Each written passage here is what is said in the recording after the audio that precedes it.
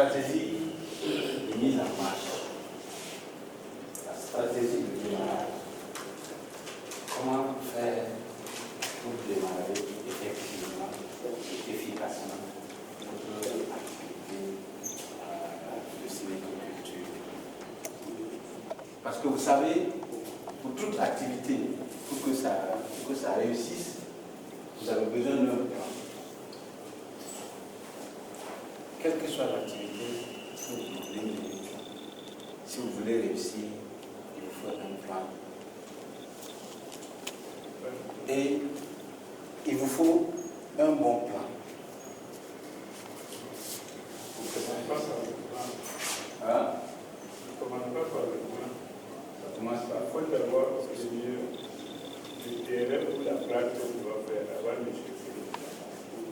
Comment tu prends ça le terrain? Tu vas le faire.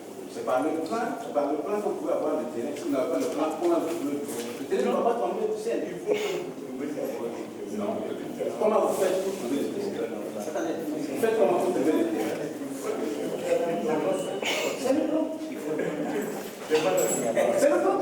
Si tu n'as pas de terrain, il faut penser qu'il y a quelqu'un qui a le terrain. Il faut penser qu'il faut que j'aille demander à la personne. Ça, c'est déjà votre plan. Mathias, pourquoi toi tu es comme ça? Pourquoi tu viens de manger?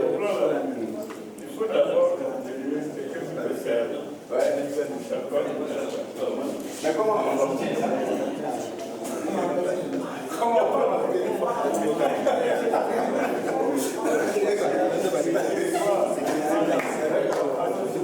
C'est quoi phobie? Là, ça lève. Oh, il y a un truc là. Pour toute activité, quelle qu'elle soit, si vous avez besoin d'une femme, il vous faut un plan. Si vous avez besoin d'une moto, il vous faut un plan. Si vous avez besoin d'une voiture, il vous faut un plan. Vous voulez avoir à manger, il faut un plan. Comment? Il n'y en a pas, il n'y en a pas. Il vous faut un plan. On commence toujours par ça. Et justement, c'est le point très important parce que dans la sylviculture, on ne commence pas par hasard. Si vous avez l'idée de culture, vous allez chercher le terrain qui convient. Et ce n'est pas parce que vous avez le terrain que vous allez utiliser ça pour la sylviculture, c'est en fait le contraire. Parce qu'on n'utilise pas les artisans, on n'utilise pas les technologies conventionnelles agricoles. Donc il faut bien choisir l'environnement pour culture qui nous convient. Et ça me paraît parfois peut-être assez contradictoire de l'agriculture, mais c'était ça la conception de la sylviculture. Donc justement, André vient de cadrer à partir de ton expérience à Madagascar, et c'est pour ça peut-être qu'il a commencé par donner un planning déjà de conditions pour choisir le terrain, et puis ensuite en fonction de ce que vous avez comme image de productivité, donc combien vous voulez gagner, nous allons choisir quelle étape d'écosystème qu'on va créer. C'est ça un peu l'idée.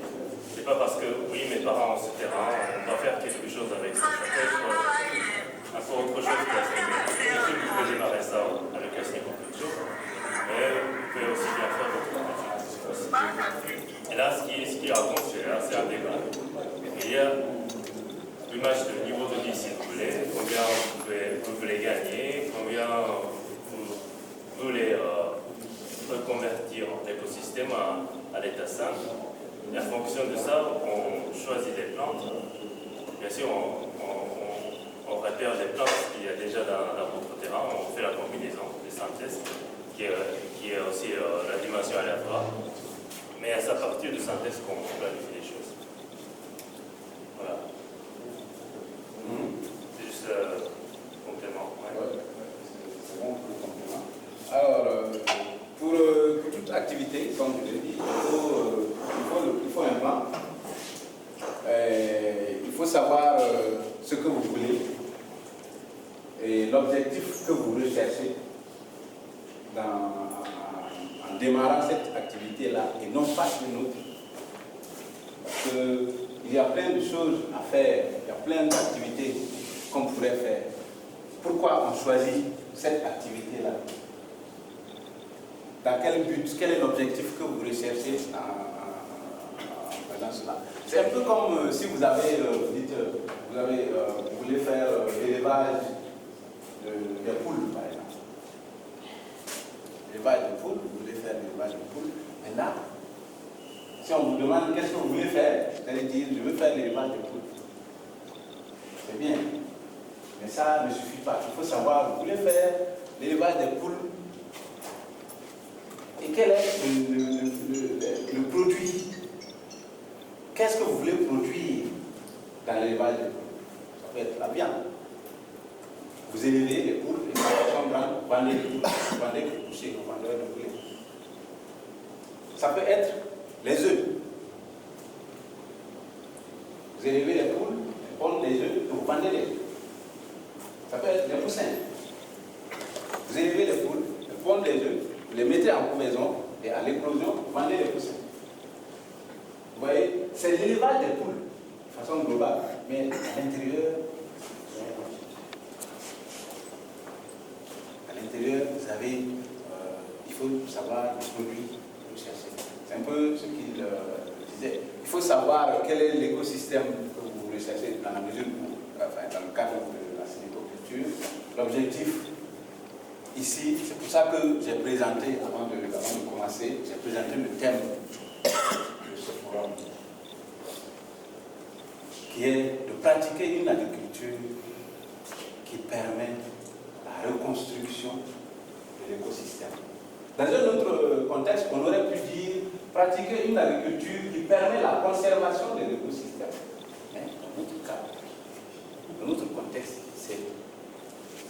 l'écosystème est fortement dégradé.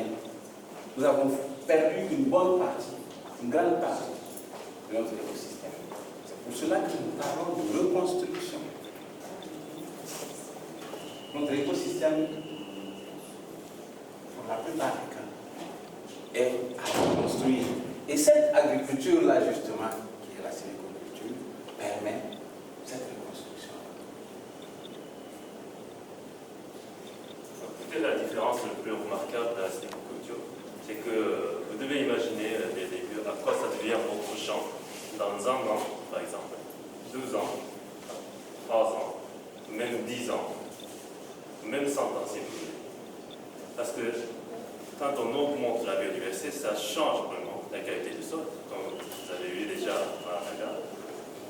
Ça change les compositions des espèces, ça change les espèces cultivables, déjà parce qu'il y a la succession écologique.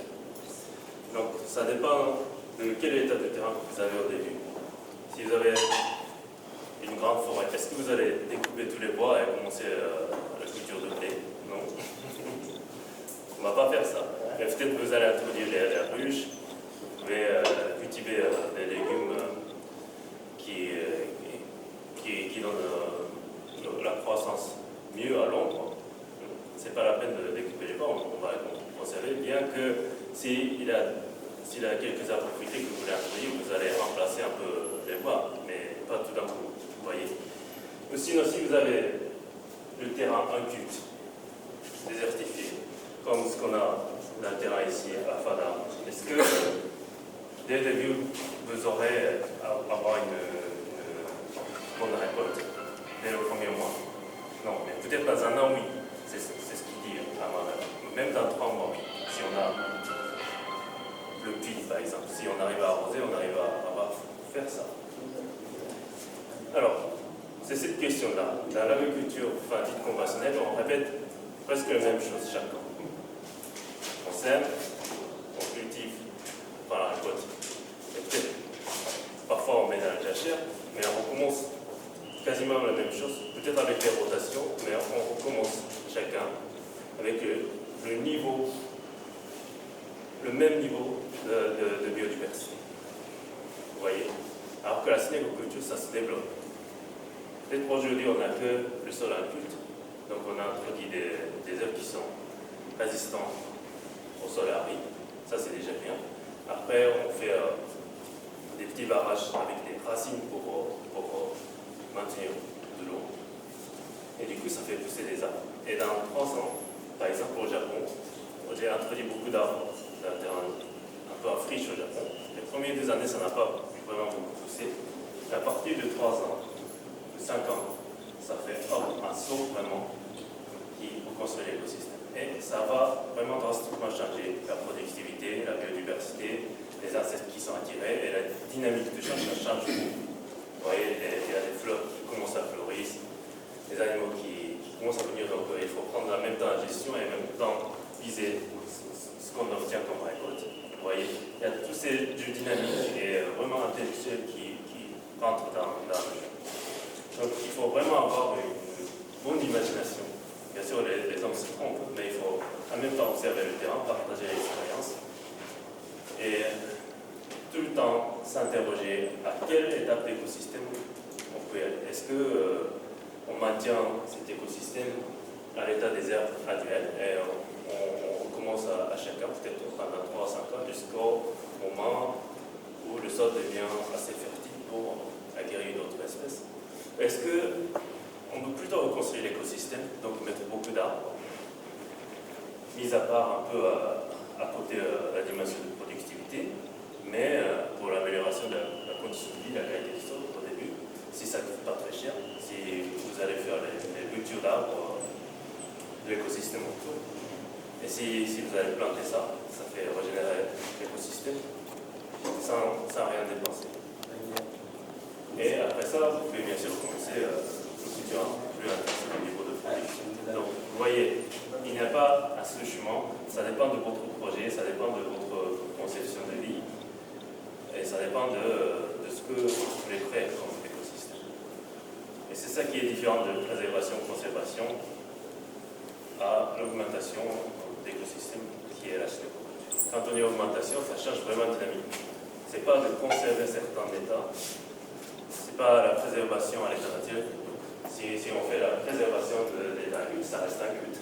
C'est ça la préservation. Quand on fait l'augmentation, ça change. Chacun, ça change.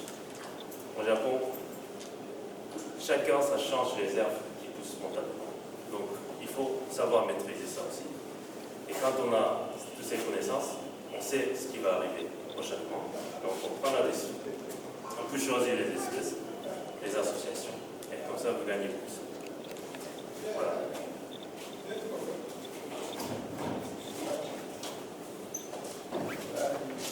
Alors, en termes de production agricole, le socle, c'est la terre. La terre que nous utilisons pour produire. La terre comme support et la terre aussi comme magasin des nutriments. C'est ce que les agronomes nous diront. La terre comme support, les plantes ça pousse et ça reste debout sur la terre. Et c'est la terre aussi qui contient les nutriments, les aliments pour les plantes et les plantes puissent dedans. C'est vrai qu'il y a une partie qui vient aussi de l'air, du soleil, une bonne partie. Les nutriments, y compris l'eau. Donc, on suppose que vous avez votre terrain et que vous voulez produire. Vous voulez démarrer votre ferme. Il vous faut les semences.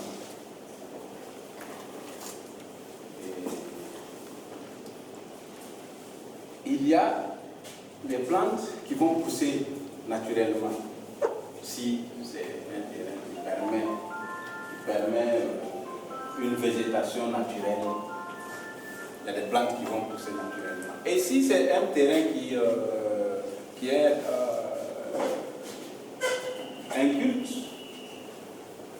un terrain très dur où rien ne pousse naturellement, vous pouvez, à ce moment-là, ce sera maintenant vous forcer les choses, vous l'obligez à accepter une vie végétale. Alors, vous mettez en place, il va falloir que vous prépariez une pépinière. Ça peut être, actuellement, ça va aussi être une pépinière d'arbres et une pépinière aussi de légumes.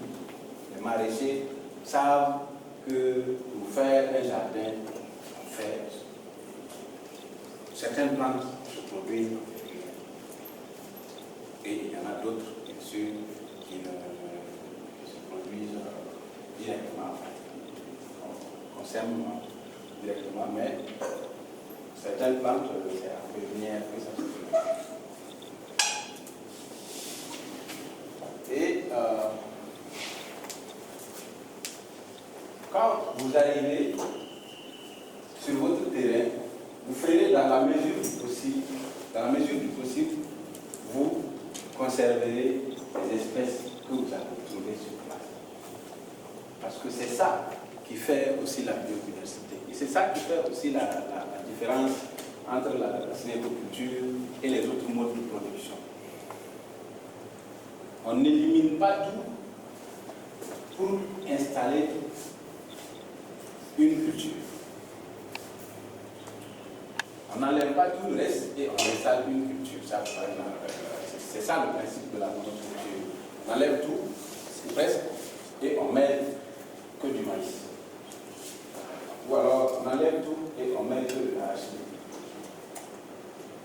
Ainsi de suite. Ici, dans la mesure du possible, on conserve les espèces qu'on a créées sur place. Ça fait une part. Et il y a aussi qu'en synécoculture, on va au-delà de conserver les espèces. Oui.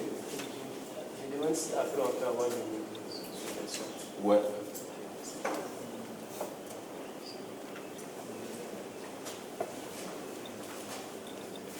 Et une autre chose, une autre technique qu'on peut utiliser, c'est pendant la saison hivernale, pendant la saison des pluies ici, que nous avons deux.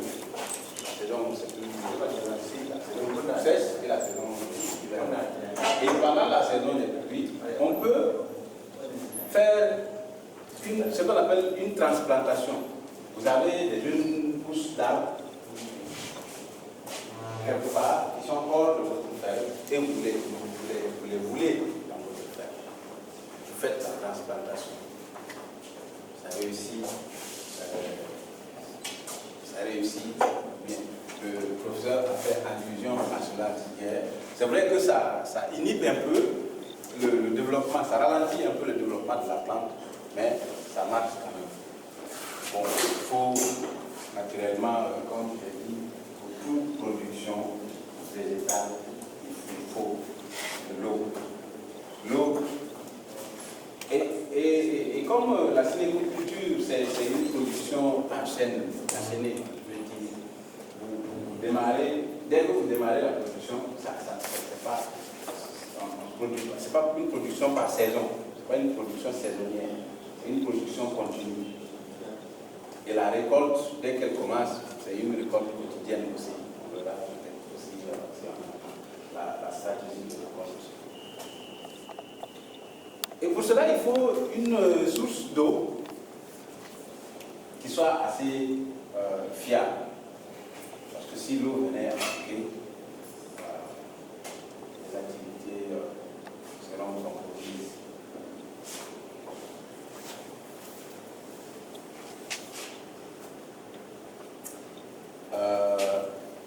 Il faut protéger contre les animaux et contre les feux de pousse. Ça, ce sont des problèmes qui existent ici. Et tout producteur sait faire face à ces choses-là. Les animaux, surtout en saison sèche, parce que généralement, en saison pluvieuse, les animaux sont bien gardés. Mais je ne sais pas, pour certaines zones, pour la plupart des zones, à partir de la saison, à partir de la fin des récoltes, les animaux sont en liberté et ça peut être un danger pour les fermes parce que les animaux aiment la verdure. Donc il faut une certaine protection contre les animaux. Et aussi, les feux de brousse aussi ne mentent pas quelquefois. Donc il faut une certaine bande de sécurité pour ne pas que un feu de brousse passe par là. Et tout cela dépend de votre plan d'engagement. Et c'est maintenant à l'intérieur, il faut faire en sorte que vous ayez, comme ici, vous voyez, c'est bien rangé, et je peux passer par là. Et celui qui a fait le classement ici a décidé qu'on ne peut pas passer ici. Là, c'est lui qui a décidé. Et donc maintenant, je suis contraint de passer par ici, ou par là-bas, ou alors par là. Et ça, c'est l'aménagement qui a été fait ici. Et dans notre jardin, nous pouvons aussi décider de l'aménagement qui nous convient.